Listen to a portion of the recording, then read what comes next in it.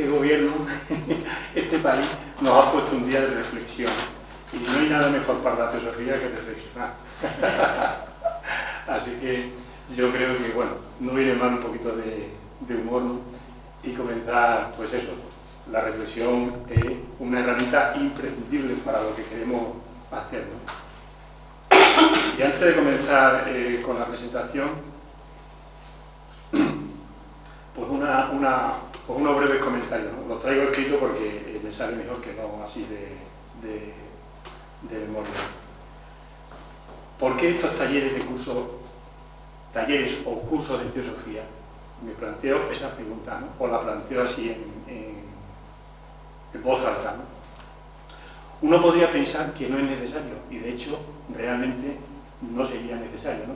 Porque en la sociedad, en el mundo en el que vivimos actualmente, disponemos de una amplia biblioteca de libros, de una amplia biblioteca de audios y una amplia biblioteca de vídeos, en los cuales todos los temas fundamentales, hablando de teosofía, ¿no? Que de lo que se trata, lo abarcan. O sea, abarcan toda esa gama de conocimientos escritos y vertidos sobre el papel, sobre cintas o sobre vídeos, ¿no? Entonces, realmente, siendo así, no sería necesario que hagamos nada. Ya lo tenemos todo, ¿no? Está todo a nuestra disposición.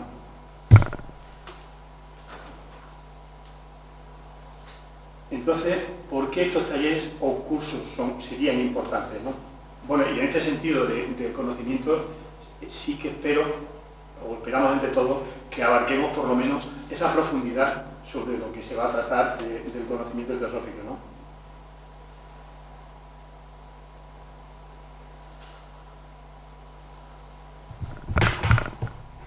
Pero hay algo que a cierto nivel no surge. Es decir, Rada Burnier comentaba que la sabiduría no se encuentra en los libros.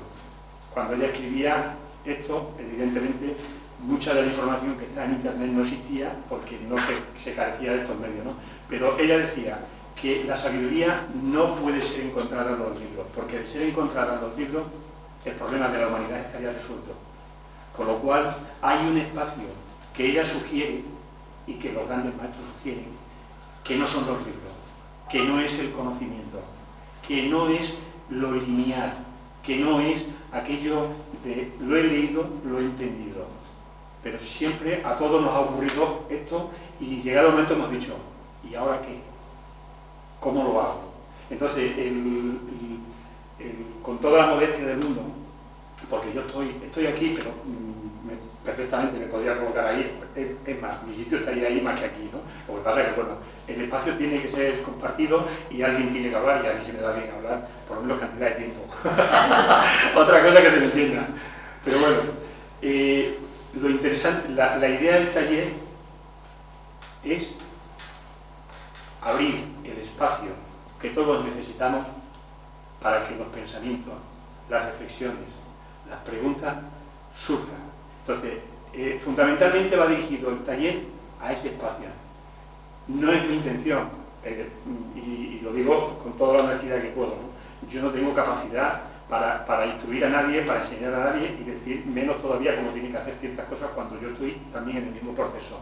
Pero lo que la vida enseña es cuando uno se expone, cuando uno sale de estar solo en casa, de enfrentarse a una literatura, en este caso teosófica, y compartir con más un grupo todo ese trabajo. Entonces, ahí vamos a decir de manera vulgar, hay una ganancia que no se tiene cuando uno se separa o está solo, ¿no?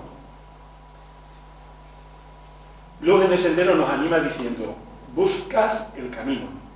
Ese camino, que debe ser interior, necesita de espacio, tanto interno como externo, para descubrirlo y ser hollado. Y en este sentido, este espacio, como decía antes, ¿no? Físico, es donde queremos compartir pues, todo esto, reflexiones, pensamientos, comentarios, y sobre todo, ver lo que dice la frase, ¿no? Dice, la teosofía o es práctica o no es teosofía. Podemos hablar de teosofía, pero si si eso en la vida no nos ayuda, y cuando digo práctica no se trata simplemente de estar sentado y meditar durante un rato, me refiero a que transforme nuestra vida, en el día a día, en la forma de verlo, en la forma de vivirlo, como decíamos cuando hablaba antes con Marc, la actitud. Si tenemos un tipo de actitud, si tenemos un tipo de condicionamiento, ir viendo a través de lo que la teosofía nos muestra, eso llevarlo a la vida del día a día. Entonces, o es vivida o no es teosofía, en el profundo sentido de la palabra. Asimismo, Sirran decía, la naturaleza de nuestra búsqueda dependerá de la motivación.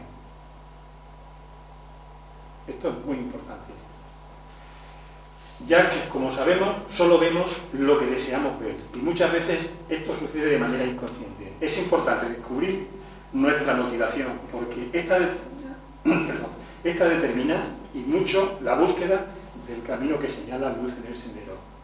Entonces, es interesante, yo lo he hecho en su momento, por escrito, no mentalmente, ¿cuál es mi motivación? ¿Qué es lo que deseo encontrar en la vida? Porque en el cerebro o en la mente tenemos una amalgama de conocimiento y de cosas. Entonces, tamizar forma parte de esa sabiduría, de ese discernimiento.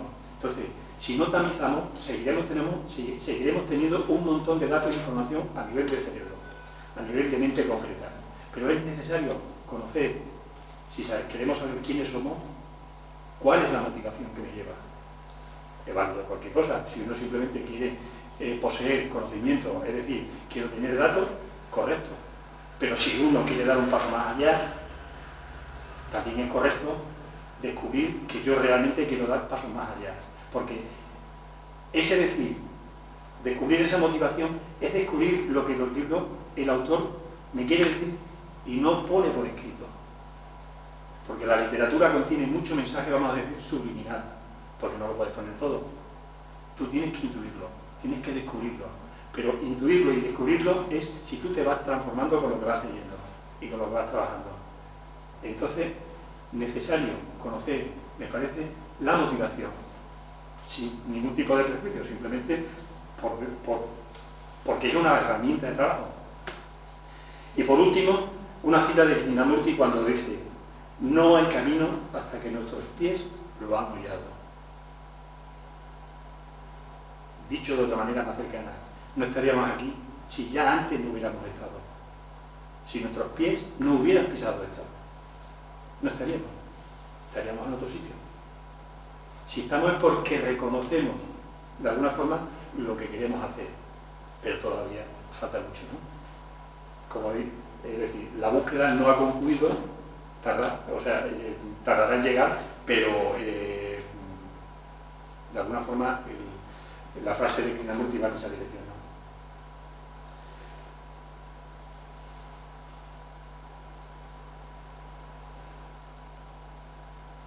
Y bueno, para cerrar esta breve introducción, hay un poeta que me parece que no creo yo que sea el único que la conozca, ¿no? Pero vamos, es una broma. Es algo que viene a colación siempre. Dice: caminante, son tus huellas el camino y nada más. Caminante, no hay camino. Se hace camino al andar, y al andar se hace el camino, y al volverlo a constatar se ve la senda que nunca se ha de volver a pisar. Caminante, no hay camino, sino estelas en la mano. Entonces, yo creo que la mejor manera de andar el camino, el sendero, es este señor, que no recuerdo cómo se llama. ¿Lo conocéis? Creo que es mencionado. Bueno, vamos a empezar con la presentación. La única cosa es que yo tenía puesto en la presentación cierta animación porque me parecía importante, pero bueno, debido a que el ordenador no está, dio problemas ya con Isaac y ahora lo está hablando, lo vamos a hacer así, pero vamos, no hay mayor problema. Avanzar página. Tienes que ir por avanzar página, retroceder página. Arriba a la derecha. Sí, abajo, también. Entonces, bueno, comenzamos con una breve introducción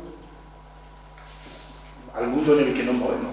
aunque no nos toque afortunadamente muchas de estas cosas o casi nada de cerca, pero eso no quiere decir que no exista, ¿no? Toda esta información es una información lo más fiable posible porque la he sacado de lugares pues, oficiales, ¿no? El Banco Mundial, en el resumen anual del año 2018, dice: la pobreza extrema alcanza el nivel más bajo en la historia. Que alcance el nivel más bajo de la historia no quiere decir que no haya muchísima pobreza, ¿no? Dice: 736 millones de personas aún viven en la pobreza extrema. El ritmo de la reducción de la pobreza se está desacelerando y será más difícil llegar a aquellos que viven en esa situación. La tasa de pobreza en zonas afectadas por fragilidad, conflictos y violencia subió. Bueno, ahí habla de los porcentajes en los que no voy a entrar, ¿no? Pero bueno, a pesar de que ha bajado, cita 736 millones de personas que aún viven en una pobreza extrema, no pobreza, extrema. Desplazados, dice que unos 68,5 millones de personas han sido desplazados por la fuerza. O sea, que no están de vacaciones ni están emigrando por necesidad de lo que quieran, ¿no? Sino que son desplazados forzosos. El clima, bueno, pues el margen para limitar el calentamiento global a 1,5 grados centígrados se está cerrando rápidamente. O sea, que estamos llegando a cotas, como todos sabemos, muy alarmantes. El 91% de la población mundial vive en lugares con mala calidad de aire. Al menos el 33% de los desechos no se gestiona de manera apropiada en el mundo y termina en vertederos o se quema a cielo abierto. Una puntualización. Si alguien quiere hacer alguna pregunta, algún breve comentario que no sea extenso ni nada, tanto aquí como más adelante, esto no está cerrado, ¿vale? Podemos decir, podemos preguntar alguna duda, siempre que esté relacionado y que no hagamos un discurso de media hora, ¿vale? O sea que yo estoy hablando, pero todo el mundo también está en la misma situación. La malnutrición y el retraso en el crecimiento infantil se vincula con el saneamiento deficiente, que habla de las condiciones de vida que tienen en muchísimos países. La desigualdad: 1,700 millones de mujeres enfrentan restricciones legales para optar a los mismos trabajos que los hombres. Pobreza: el endeudamiento de las economías de ingreso mediano y bajo se ha triplicado. No estamos hablando de pobreza extrema, que también en esos casos, sino de la pobreza que ya tenemos a puerta con puerta de nuestros domicilios. Es decir, problemas para pagar luz, problemas para pagar agua, problemas para muchas cosas. Entonces, el endeudamiento está acaparando cada vez más capas sociales, que no necesariamente tienen que ser los más desfavorecidos, sino ya cualquier capa social. ACNUR dice que desde el inicio del siglo XXI las guerras se han multiplicado por África y Oriente Medio, aunque también encontramos países en conflicto actualmente.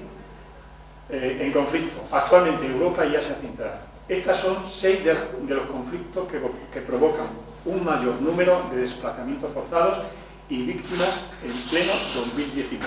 Puede ser que algunas de estas cosas no sean tan graves o se hayan medio solucionado o medio arreglado, ¿no? Pero son informaciones que nos está dando el mapa de la situación del mundo a todos los niveles. África, Sudán del Sur, República Centroafricana, Nigeria, Somalia, Libia, en el Medio Oriente, Israel, Palestina, Afganistán, ya Siria, Yemen. Bueno, ahí tenemos el mapa, un poquito un mapa mundi, bueno, un mapa sí, más o menos coloreado con los territorios que tienen algún tipo de conflicto bélico o de otro tipo, pero serio.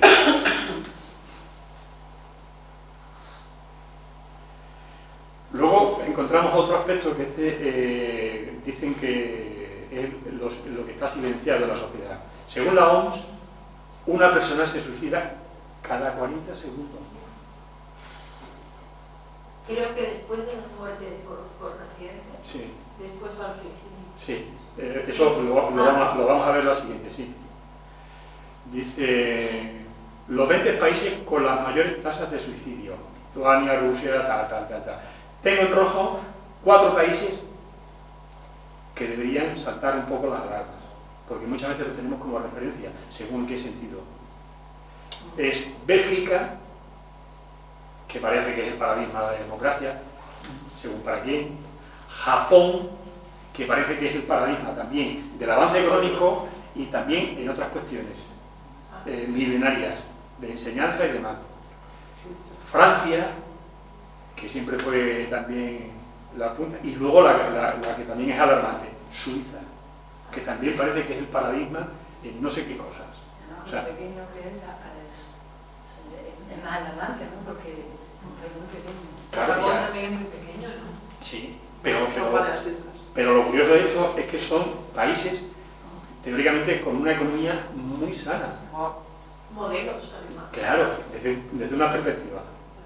Entonces yo cuando vi esto me pareció interesante resaltar, porque los otros países uno puede decir, Rusia, pero claro, tú ves Bélgica y dices, bueno, o Japón, Francia y Suiza. Esto respecto a los suicidios, porque luego en Japón, por ejemplo, está el abandono de los mayores, que cada vez son más y cada vez no tienen sitio. O sea, pero bueno, eso debería marcarnos la dirección a la que la teosofía pretende llegar, ¿no?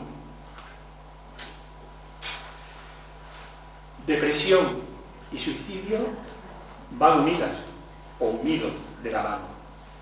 Es algo que vamos como esa imagen que he puesto ahí, como en la cuerda floja, van estrechamente unidos, ¿no? Esto lo dicen los estudios. Y ahí vemos este pequeño esquema, que es lo que tú hacías referencia, José. Yo lo he puesto porque dice, abajo, allí a la derecha, bueno, dice, el suicidio es la segunda causa de defunción entre las personas de 15 a 29 años.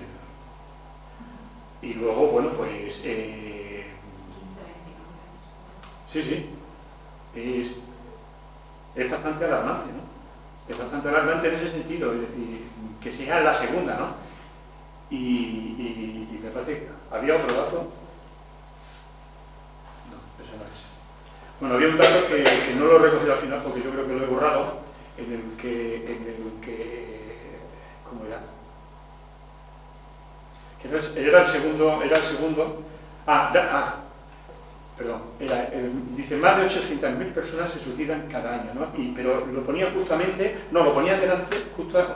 delante, que a lo largo de todo un año, a lo largo de una época, hay más muertes por suicidio que por conflicto bélico. Que por guerra.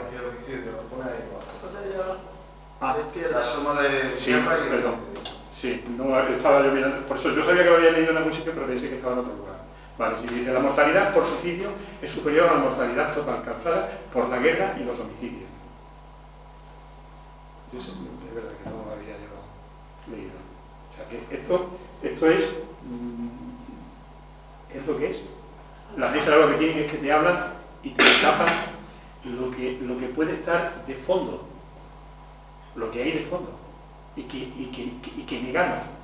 Entonces, y de lo que no se habla, porque de esto es lo que dicen la asociación de este tipo de cosas, que es la muerte silenciosa. Nadie habla de ello, todo el mundo oculta, por los caracteres que tiene de vergüenza o de lo que quiera que sea, ¿no? Pero es así, ¿no? Entonces, este es el planteamiento, este es el panorama real, por lo menos una parte del panorama real del planeta en el que habitamos y que dirigimos como seres humanos, porque no lo dirigen otras personas, somos nosotros. No somos creadores o co-creadores, como decía la última vez Antonio. Esa palabra tiene una connotación no solamente a niveles de estudio teosófico, sino tiene connotaciones reales. Estamos creando esto. El mundo que existe, como decía Pino Monti, usted es el mundo. Entonces, ese es el planteamiento de la teosofía práctica. Es decir, uno tiene que modificar, no cosas que no puedes modificar, pero sí, a través del cambio, ese tipo de cuestiones. Bueno, aquí sale todo, esto lo tenía por parte, pero como se ha estropeado en la presentación, pues va todo junto, ¿no?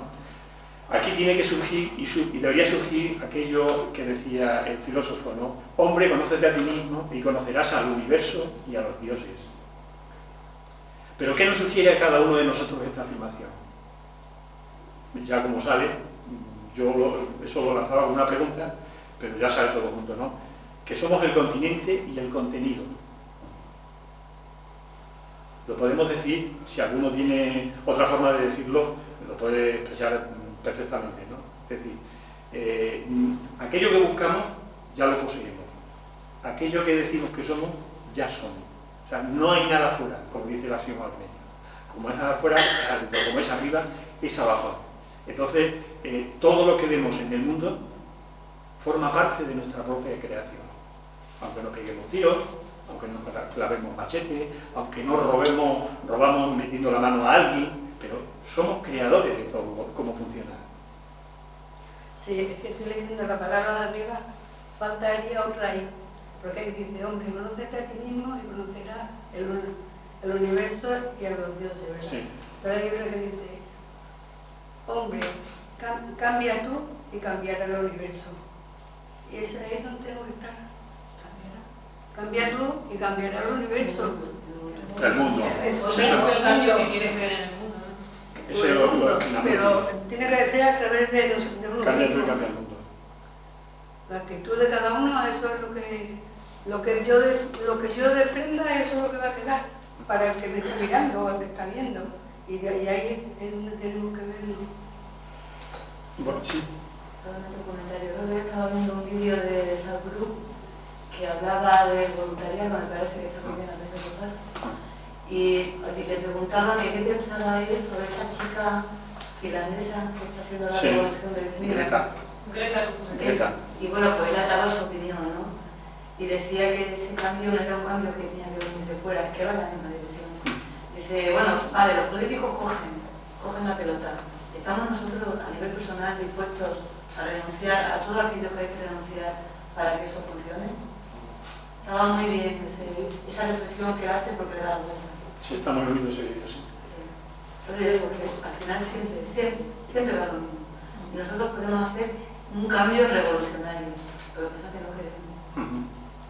Porque nos es más cómodo seguir con nuestras costumbres de vida, de compras, de vivencias, de todo, ¿no?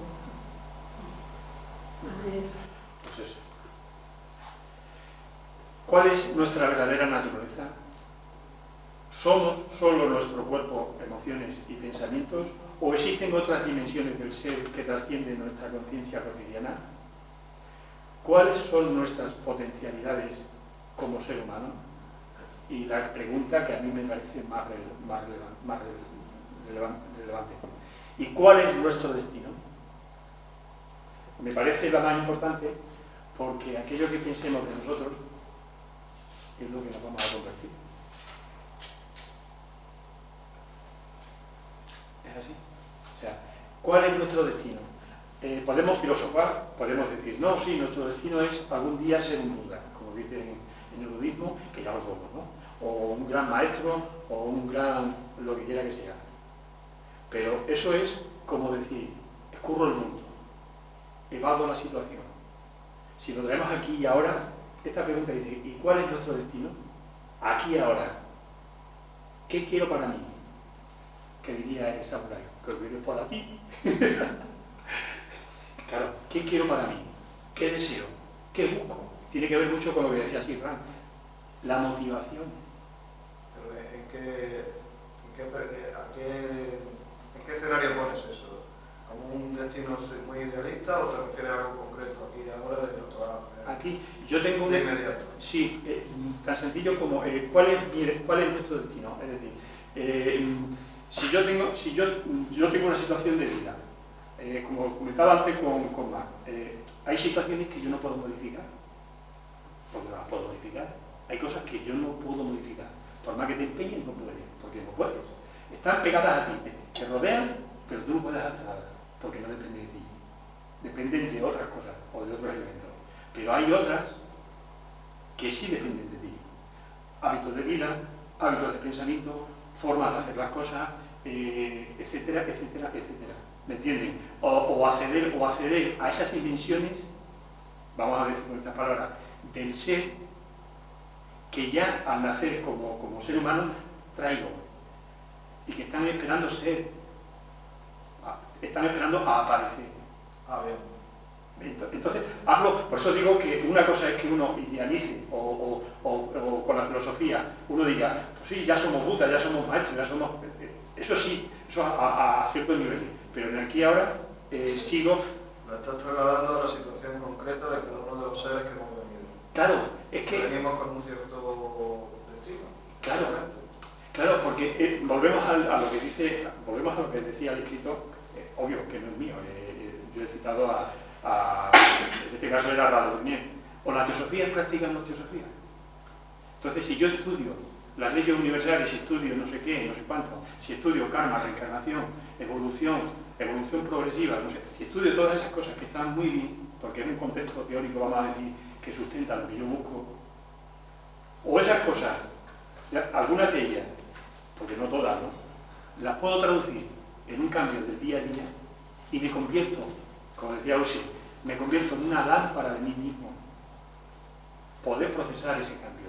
Entonces mi destino seguirá siendo de una persona parada, de una persona con recursos económicos limitados, con una persona con unas condiciones, las pongo así, ¿no?, X, pues no importa. Porque eso puede ser que al día siguiente cambie porque me toca una lotería. Pero si yo como ser humano no soy feliz, no estoy satisfecho, no estoy a gusto con lo que soy, ¿me entienden? Podré tener un montón de lo que quiera, pero seré la persona más triste y más deprimida y más no sé qué del planeta. Sin embargo, a la inversa, puede ser que tenga unas condiciones un poco difíciles, pero es conectado con lo que soy. Me estoy convirtiendo en lo que ya soy. A nivel cercano, no a nivel de iluminación. Entonces, ese destino uno tiene que traerlo al presente. No es fácil, ¿no?, porque de serlo estaría resuelto todo, pero el estudio de la teosofía y la visión de la teosofía debería dirigirnos hacia ese reto, hacia ese lugar, porque finalmente fue lo que intentó Blavatsky y los maestros, dotar al ser humano de esa inteligencia interna para poder procesar todo, ¿no? Entonces me parece que eso, ¿cuál es nuestro destino? Entonces, lo mismo que la motivación, yo sugiero que por escrito uno haga esa pregunta: ¿cuál es mi destino? No como logro, bueno, si uno quiere poner logro, pues bueno, cada uno pone lo que sea. Yo ponía mis cosas, yo ponía mis cosas, pero es interesante traer aquel destino, es como le preguntabas al niño, ¿tú qué quieres ser de mayor? Y depende del niño o la niña y de la intensidad, resulta que cuando llegan a ser mayor descubren que es que lo que pensaban cuando eran pequeños se han transformado en ellos. Es un ejemplo, ¿no? Pero es un poco esto. Entonces, bueno, es que hay una edad para cada cosa y posiblemente los primeros años, lo recuerdo por esa del otro día que hablaba de que los primeros 7 años eran muy relevantes, sí, para construir la forma de pensar y a fin de cuentas el destino que vas a tener. Pues sería el momento.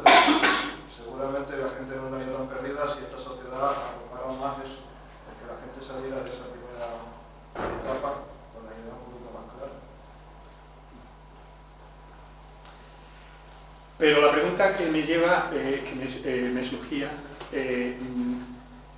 es esa fractura que hay en la sociedad de alguna forma, en el mundo, ¿no? Es decir, por una parte está lo que sucede en el mundo y está sucediendo, estamos aquí, pero en otra parte del planeta están sucediendo de las cosas más horribles que se pueda uno imaginar, pero por otra parte resulta que decimos, ya somos, ya tenemos estas potencialidades y demás, ¿no? Entonces, el doctor Jung, que no hace falta que se diga quién es porque todo el mundo lo conoce, ¿no?, desarrolló y habló de un aspecto que él denominó la sombra en el ser humano.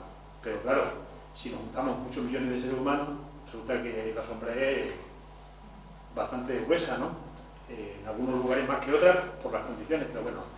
Y él decía, ¿qué es la sombra, no? Él decía, utilizamos todo tipo de metáforas para referirnos al encuentro directo con nuestros aspectos más oscuros. Descubrir nuestros demonios, que dicen las religiones.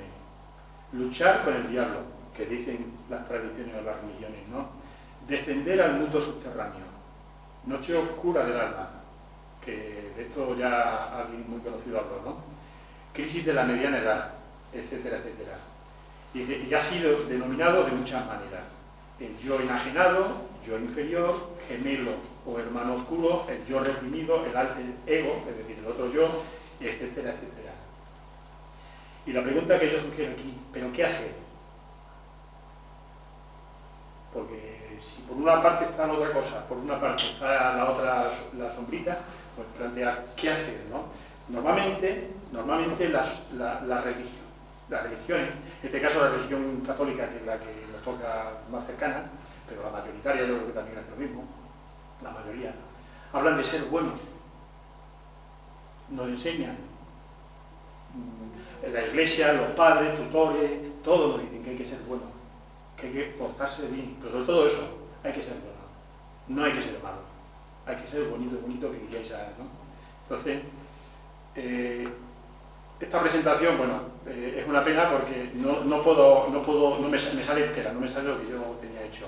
Entonces, en esto de completo hay dos diapositivas tapadas. Una que es, bueno, la reprimida es malo, porque todos tenemos nuestras partes que están ahí escondiditas, ¿no? Y no dejamos salir. O sea, eso es, no seríamos personas si no tuviésemos esa parte. Nos faltaría algún tipo de equilibrio. Pero Jung, en sus estudios de este tipo de cosas, decía, no se trata de eso, se trata de ser completos. Él decía lo mismo desde el campo de la psiquiatría, psicología, él decía lo mismo que dice, que esta cita que pongo abajo, ¿no? Que dice, separar lo que te gusta de lo que te desagrada es la enfermedad de la mente. Pero lo dicen todas las tradiciones serias. Los Yoga Sutras de Patanjali, en el budismo, todos van en esa forma. No hay posibilidad de sanar si separamos lo que me gusta de lo que no me gusta, lo agradable de lo desagradable. No es posible. Obvio, el que tú completes no quiere decir que el mal desaparezca. Ojo, estamos hablando en términos personales, estamos hablando en términos internos, de nuestra mente, de cada uno, aunque la colectiva también está todo junto, ¿no? Pero de nuestra mente, porque aunque yo me conforma, me complete, vamos a decir así, como ser humano, el conflicto en el mundo va a seguir estando. La envidia, el odio, el rencor, la avaricia, todo eso va a seguir, pero yo no voy a separar ya eso. Que esa gurú va en esa dirección cuando habla del voluntariado y demás, ¿no? Entonces, eso es muy importante, tomarlo, no que esto solucione el problema del mundo, no. Soy yo quien tiene que solucionar el problema. Ahí va la frase que dice Pérez, del Vinod Sakrinamurti, cambia tú y cambiará el mundo. Entonces, completemos, no segreguemos, no separemos, no señalemos con el dedo aunque lo hagamos. Estamos todavía donde estamos. No lo podemos evitar, pero no importa que por el espejo retrovisor veamos lo que tiene que ser, ¿no? De alguna forma.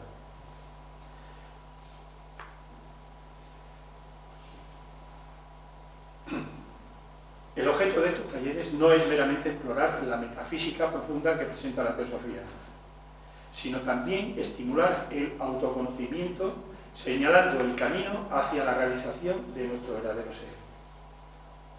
O sea, ahí tenemos las dos líneas de trabajo.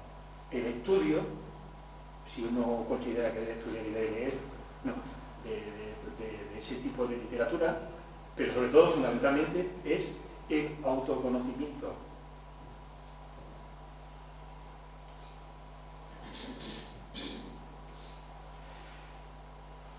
Y luego hay una frase que viene recogida en la carta del pie del maestro, y la hemos mencionado en diferentes ocasiones y estaba muy bien, ¿no?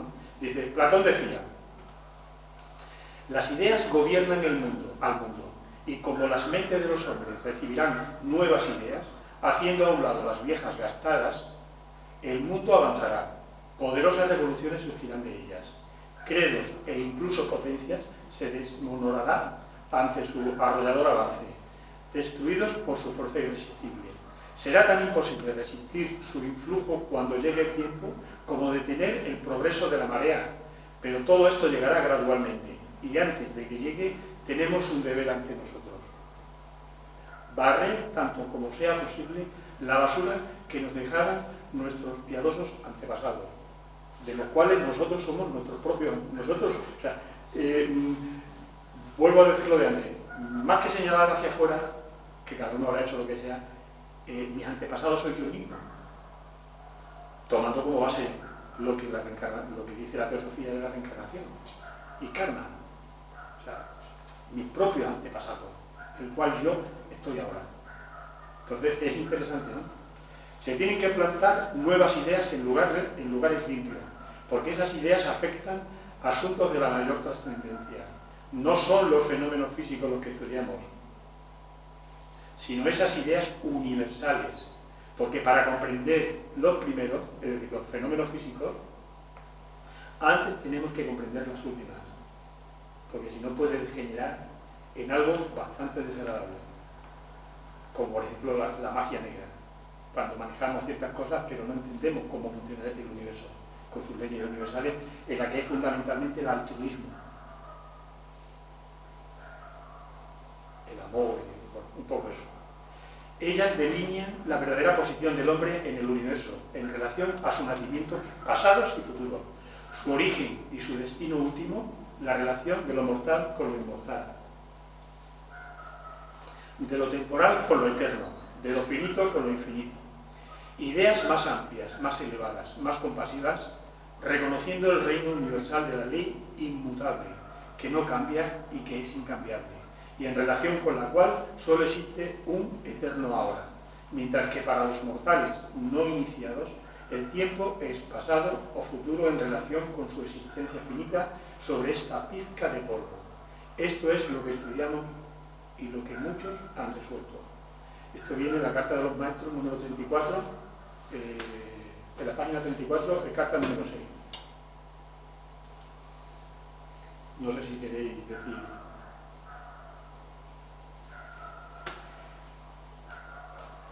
Y ahora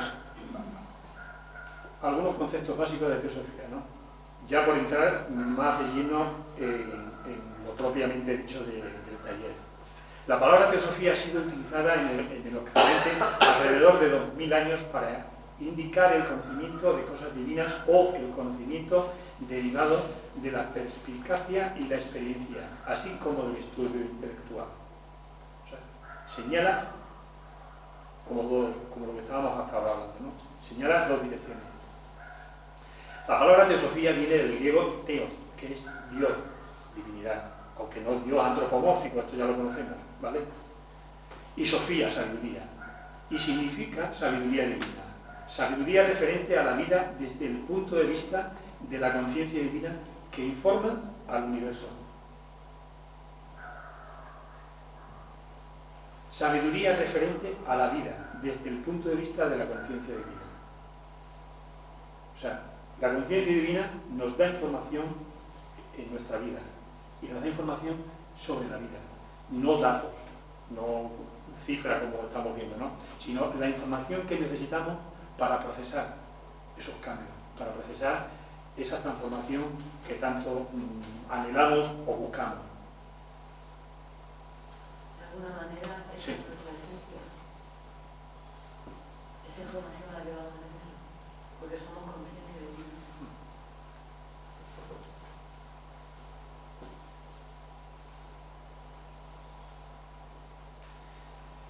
Eso es la palabra teosofía. Estábamos hablando de lo que es la palabra teosofía, de dónde viene.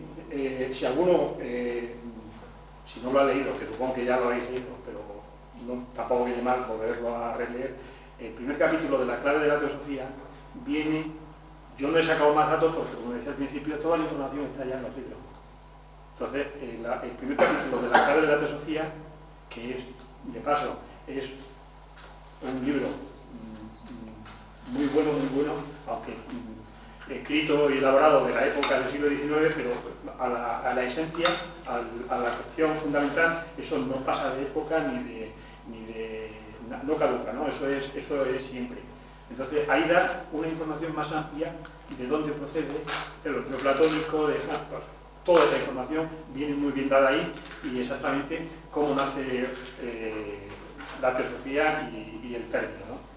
Sí, porque en realidad teosofía es una palabra para asignar lo que pertenece al ser humano desde siempre. Es la sabiduría antigua, que en función de la época en la que encarna, tiene un nombre o tiene otro. No encarna, está siempre.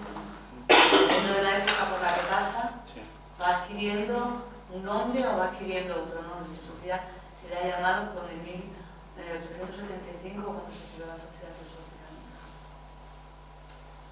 Pero habla de la sabiduría que es consustancial al ser humano. Decía que hay una mente para pensar o algo así, decía. Dice, mientras que el movimiento teosófico moderno, que se habla actualmente, es el, como dice Usi, es del 17 de noviembre de 1875, fue cuando fue fundada la Sociedad Teosófica, que a la semana que viene haremos, la Sociedad Teosófica cumplirá 144 años desde su fundación. Entonces, esa es la época más moderna de la teosofía, ¿no? Puede ser atribuido a Blavatsky y a sus maestros. Es parte de un movimiento espiritual tan viejo como la humanidad pensante. Su filosofía es una presentación contemporánea de la perenne sabiduría subyacente en las religiones, ciencias y filosofías del mundo. De ahí viene su segundo principio de la Sociedad Teosófica, ¿no? El estudio comparado de la filosofía, ciencia y religión. Eso no quiere decir que uno se tiene que comprar una biblioteca entera y a ver qué dice este, a ver, no, va en otra dirección. La dirección es descubrir que en el fondo, como dice el título, subyace una esencia, una verdad común. Como veremos más adelante, la razón del por qué hay un hilo conductor común a todas las grandes tradiciones, vamos a decir, no sectarias, no dogmáticas, no de este estilo, ¿no?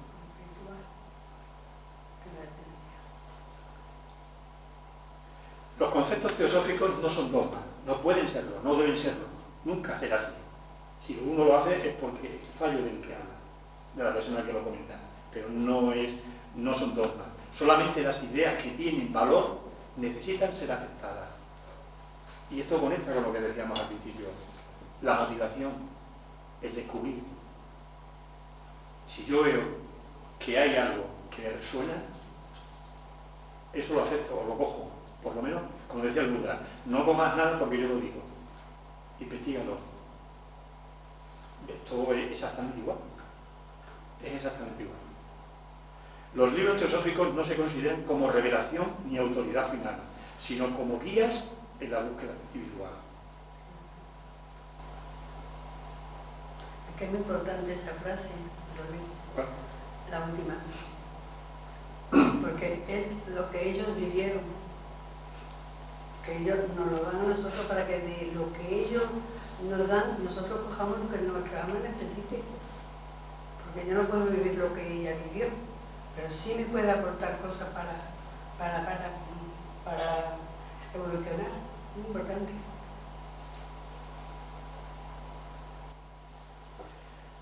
Pregunta. Esta está recogida de la clave de la teosofía. ¿Cuál era el objeto de este sistema? Respondía Blavatsky, inculcar ante todo ciertas grandes verdades morales en los discípulos y en todos aquellos que eran amantes de la verdad. De ahí viene la divisa adoptada por la Sociedad Teosófica. No hay religión más elevada que la verdad.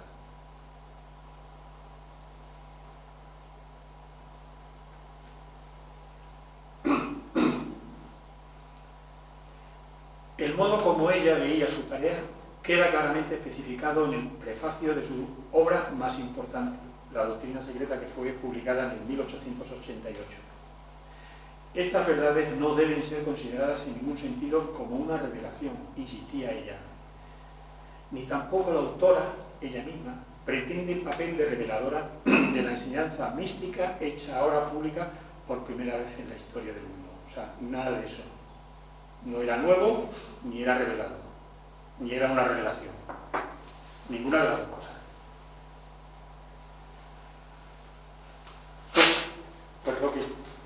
Pues lo que está contenido en esta obra puede encontrarse esparcido en todas las millares de volúmenes que componen las escrituras y las grandes religiones asiáticas y las primitivas europeas, oculto bajo símbolos y jeroglíficos e inadvertido hasta ahora a causa de este velo. De lo que ahora se trata es de reunir las doctrinas más antiguas y formar con ellas un conjunto armonioso y completo.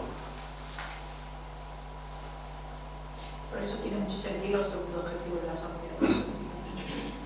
Pero antes de ir a la esencia que están en todas, tenemos, como bien decía la frase de las cartas de los mazambas, creo que haciendo referencia a Platón, tenemos que barrer todo lo que dejaron nuestros antepasados. Hay muchos condicionamientos y muchas creencias que tenemos que ir para poder llegar a la esencia. Mientras tanto no vamos a poder llegar a ese punto donde se unifican todas. Yo creo que eso es un trabajo de muchísimo tiempo.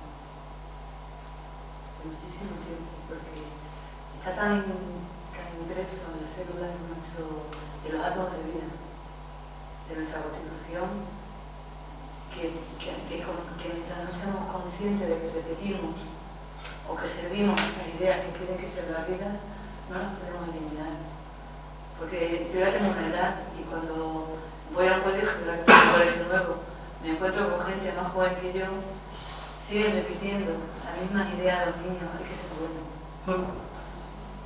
Entonces, ¿de qué depende? No depende de lo joven o lo mayor, sino de la conciencia que uno tiene a la hora de la relación, ¿no? Y en darse cuenta de las cosas. Es interesante darse cuenta de eso, ¿no?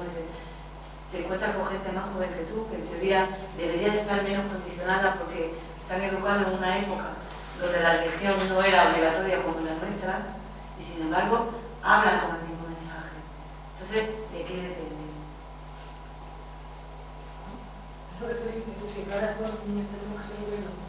Se sigue diciendo, es que tienes que ser bueno. No está el mensaje de reconozco que haces esto, todos tenemos una parte buena y una mala, pero una vez que haces esto, pues lo que sea, ¿no? Otro discurso donde vaya en otra dirección.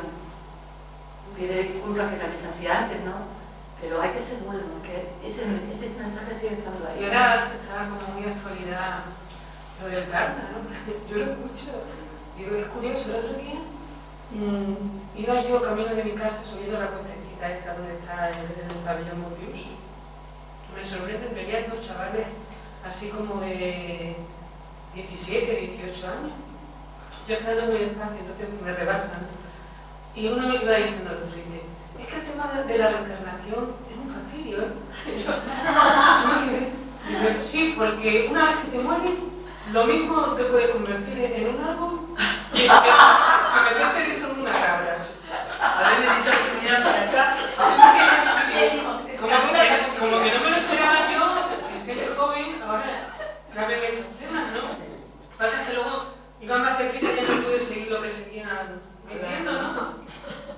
Me sorprendió, digo, Pues mira, ese ejemplo es muy interesante, porque mira, imagínate que efectivamente se está implantando esta idea de la reencarnación. sí.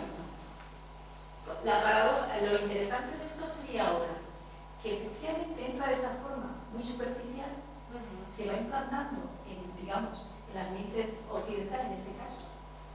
Y ahora es cuando hay que hacer una criba. ¿Entiendes? Ahora hay que hacer una criba. ¿Cómo escribe una cabra? ¿Entiendes? Es su conversación, ¿no? Sí, pero mira, si esto es que funciona así, es decir, a nosotros se implanta una idea que tiene una buena base, pero luego después estamos metiendo este tipo de conceptos que están muy condicionados, son muy dogmáticos, son equívocos, tal que cual. Pues es ahora el trabajo, es decir, el trabajo está como esto. A ver, yo tengo que averiguar por mí mismo, porque a mí estas cosas no me están cuadrando. Y cosas así, y ese es el proceso. Si yo he hecho el proceso, luego entramos sí. Luego ya después, cuando terminemos, ya generamos el espacio para esto. Bueno, la idea es esa, ¿no? Lo que ella señala, que todas estas verdades están esparcidas, ¿no?, en multitud de volúmenes y en escrituras antiguas, ¿no?, de las grandes tradiciones, de las grandes religiones asiáticas y las primitivas europeas. Es decir, ella señala mucho la cábala. La cábala. Hace referencia, y la cábala de alguna forma hubiese sido, o sería, o en su momento fue, vamos a decir, esa tradición esotérica de la enseñanza oculta, que, bueno, que de alguna forma se puede encontrar plasmada pues en esos grandes monumentos como son las catedrales góticas, ¿no? Ahí, por ejemplo, como ella dice aquí, el símbolo jeroglífico inadvertido, o sea, ahí hay toda una cuestión de enseñanza muy interesante, ¿no? Bueno, algunas de esas ideas más importantes y que preceden todo al estudio de la teosofía, ¿no?, y que vienen señaladas como 4 ideas fundamentales, se llama así, ¿no?, de la teosofía. La idea primaria es la unidad esencial de todos los seres. Esta unidad es una cosa completamente diferente de la noción común de unidad. La existencia es una sola cosa, no una colección de cosas que hay un ser. Yo pongo entre paréntesis, conciencia. Esto no lo pone la doctrina, no viene la doctrina secreta, lo añado yo como una aclaración, sobre todo para diferenciar que cuando decimos ser, de manera inconsciente estamos metiendo seguramente la idea antropomórfica, y no hay tal cosa. Como diría Platón, tenemos que barrer eso, que nuestros antepasados piadosos nos dejaron. Tenemos que borrar, aunque esté de fondo y no nos demos cuenta, esa idea antropomórfica de divinidad, de ser, no, nada de eso, no puede serlo. Aunque a nivel de estudio después uno vea otras cosas, pero en esencia no es eso, ¿no? Y lo que dice es muy interesante, ¿no? Esta unidad es una cosa completamente diferente de la noción común de unidad. Yo pregunto, ¿qué pensamos que es la unidad? Pero algo que realmente, o sea, no filosofar, algo que realmente ha sido por lo menos para nosotros hasta hace 2 días. ¿Qué puede ser la unidad? Porque yo siempre, antes de llegar a este concepto, para mí la unidad tenía otro sentido. Para mí la unidad era completar un puzzle, por ejemplo. Pero uno descubre que si falta una pieza ya no existe. Un conjunto de cosas. Claro. Es lo que entendemos por unidad. Claro, pues si tú tienes un puzzle y se te pierde una pieza, ya puedes tirar el puzzle. Tendrá un puzzle, pero le falta una pieza. Con lo cual ya no es unidad. Porque se le ha perdido un elemento. No puede ser. Un grupo de personas. ¿Puede ser un grupo de unidad? Sí, es una unidad desde un punto de vista, vamos a decir, físico. Porque un conjunto de elementos forman una unidad. Decenas, centenas, unidad de millas, decenas de millas. Las matemáticas. Entonces, todo ese tipo de cosas es el modelo que uno puede entender como unidad. Pero la idea va más allá. La idea puede ir en la dirección de que, por ejemplo,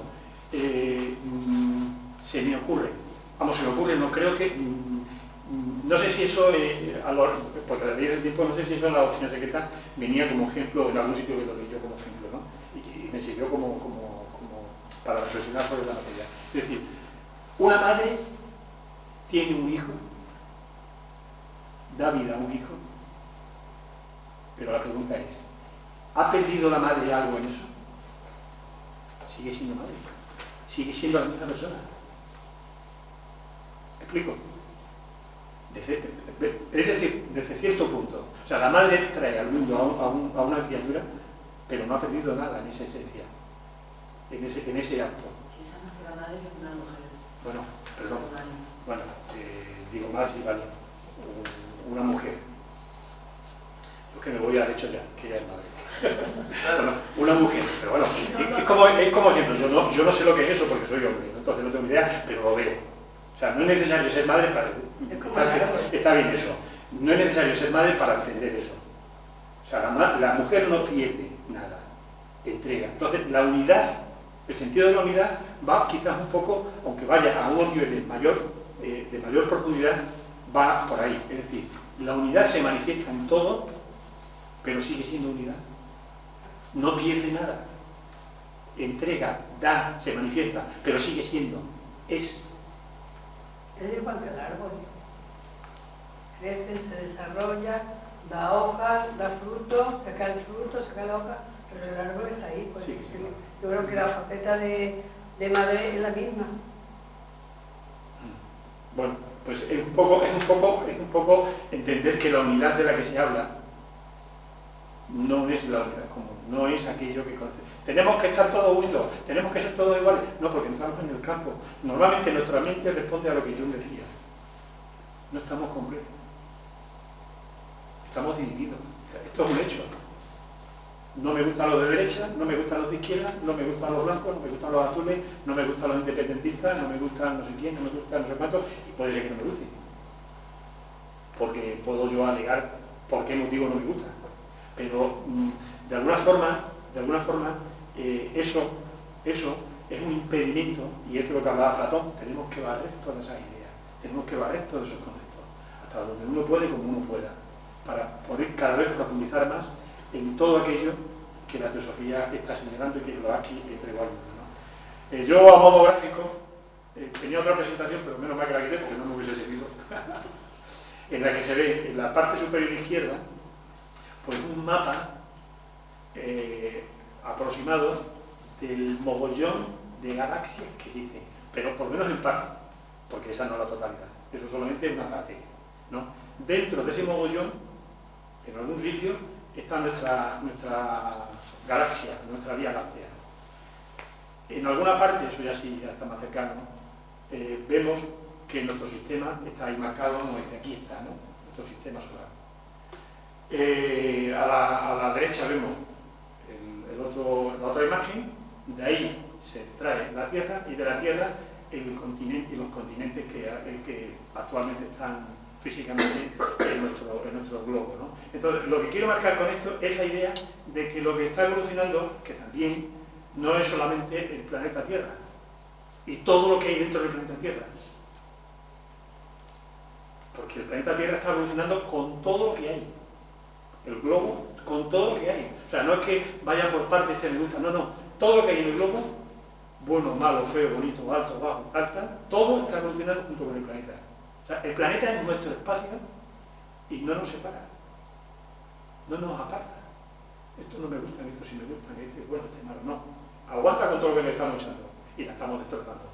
Pero el planeta está insertado, de alguna forma, por decirlo así, dentro del sistema solar. El sistema solar es la Vía Láctea, y la Vía Láctea dentro del conjunto del universo de millones y millones de galaxias. Y lo que está evolucionando es ese universo en totalidad. Luego la diversidad lleva su ritmo, lleva su proceso, pero evoluciona a lo grande. Y lo grande nos da espacio al resto de seres que habitemos y de formas que habitemos en el universo. Entonces, lo que pasa es que nosotros lo vemos desde esta perspectiva más baja, vamos a decir, de los continentes. Estamos en Europa y queremos que desde el punto de vista que estamos en Europa, en España, en una capital que se llama Cáceres, y en un sitio así, vemos el mundo y lo proyectamos al resto de las cosas. Y esa no es la idea, por lo menos en el estudio teosófico. Si uno pierde de vista, dícenlo aquí, el sentido de la unidad, lo veremos más adelante, de la totalidad, nuestro trabajo personal, que es el que importa, va a perder toda la fuerza. Entonces, es importante no verlo desde abajo, intentar asumir el reto y verlo desde arriba. Es conviene, ¿no? Porque no es fácil, pero ese es el reto que nos marca, ¿no? Es cuestión de hábito. Sí. Es cuestión de hábito. Estamos habituados a verlo desde abajo. Como todos dicen que con 21 días se produce un hábito, pero no sé. Que tenemos un trabajo puesto a verlo de otra manera. Necesitaremos 21 vidas.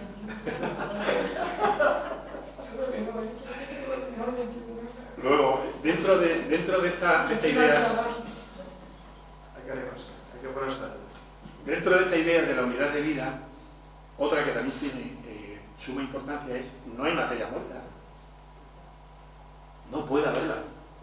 Porque de serlo, de haberla, no sería parte de la unidad. Por lo tanto, dejaría de ser unidad. No puede haber forma, no puede haber vida en materia muerta. Otra cosa, que al ojo físico se le escape los procesos que no ve. Eso es diferente.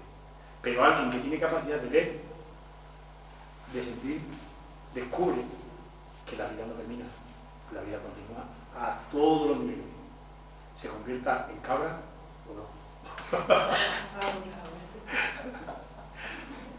Eso, mira, la película del pequeño Buda, que es muy bonita, si la recordáis, al inicio está el lama dando una lección a unos niños monjes, o futuros monjes, ¿no? Y le está hablando de la reencarnación. Y está contando la fábula de una persona que sacrificaba cabra y que no sé qué, y que de pronto cuando iba a matar la última cabra, la cabra, me parece que era la cabra la que lloraba, ¿no? Y le preguntaba el que sacrificaba a la cabra, le preguntaba, ¿por qué llora, oh cabra? Y dice, yo estoy llorando porque en otra vida yo fui también sacrificador de cabras. Y dice otras cosas más, ¿no? Y entonces el monje, la persona que sacrifica, entiende el mensaje y deja de matar animales, ¿no? Y termina ahí la historia, ¿no? El relato. Y llega un niño de los que está allí, se acerca, la Manonu, ¿y qué fue de aquella cabra? y colabora el maestro, el lama le dice, ¡Shampa! Demuestra lo que fuiste en la última vida. Y sale el monje, el lama o el monje dice, es gracioso, ¿no?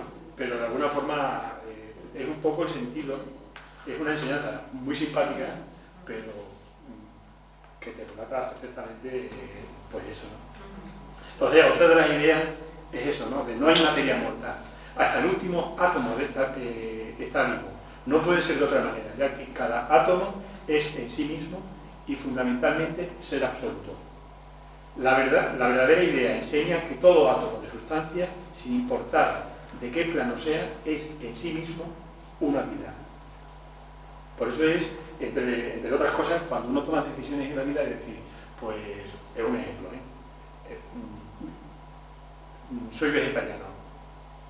Hasta cierto punto, ¿no? Está en el fondo la idea pues como le está diciendo del pequeño Buda, de la cabra y el que mataba, ¿no? Es decir, en cada ser está esa unidad, esa vida en latencia, está en potencia, perdón, para tomar el desarrollo, ¿no? Entonces, lo que pasa es que eso es un sentido mucho más elevado, pero bueno, más profundo, ¿no? Pero ahí está el final. O dice, el hombre es el microcosmo, que esto conecta directamente con lo que decía Sócrates en aquello de decir, hombre, conviértete, ¿cómo era? La frase. Conócete a ti mismo, ¿no? Y conocerás al universo y a los dioses. Entonces, esto va en relación con ese axioma hermético. Dice, y ya que él es tal, es decir, que el hombre es un microcosmo, entonces todas las jerarquías de los cielos existen dentro de él. Pero en verdad no hay ni macrocosmo ni microcosmo, sino una existencia. Lo grande y lo pequeño son tales únicamente al ser vistos por una conciencia limitada. Es decir, por nuestra mente. Es la que no entiende esto. Es la que separa. Fuera, dentro, arriba, abajo. Bueno, malo, bueno. No me gusta, yo soy el que... En fin, es un poco todo esto, ¿no? Entonces, el comprender realmente eso, dice, es comprender, pues, que todo está dentro, que es lo que decía Sócrates.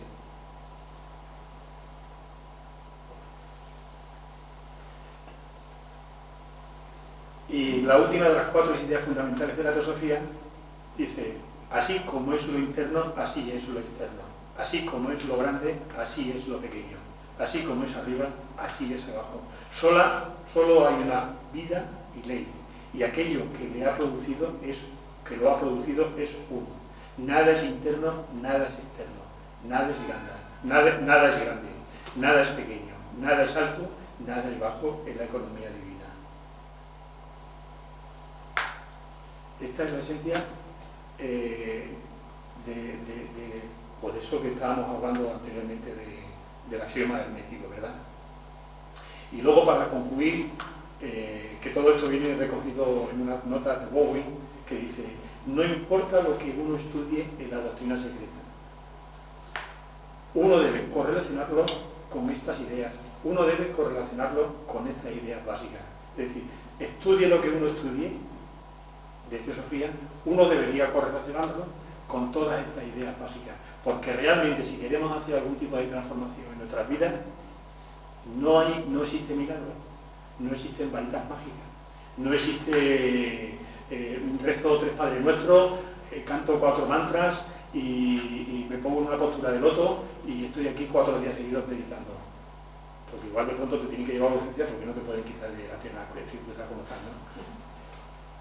La idea es en que todas las cosas responden a leyes.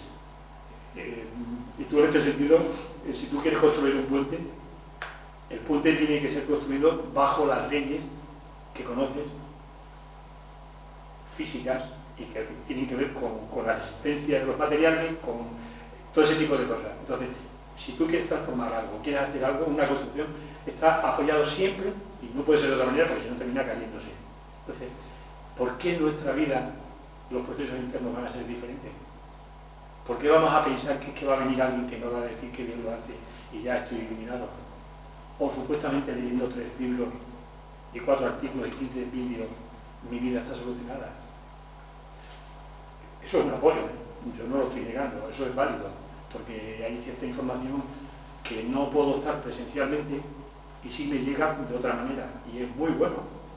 Pero lo que no podemos perder de vista es lo que señala Blavatsky cuando los maestros le entregaron todo esto y le dieron el mandato de volver a traer la teosofía en el 1875.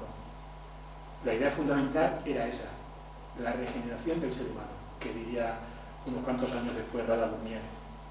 La transformación, el convertirnos en una lámpara de sí mismo. Si eso no es así, entonces está bien, pero estaremos dejando de hacer posiblemente algo que llevo años buscando y posiblemente desde que nací es lo que mi alma está deseando.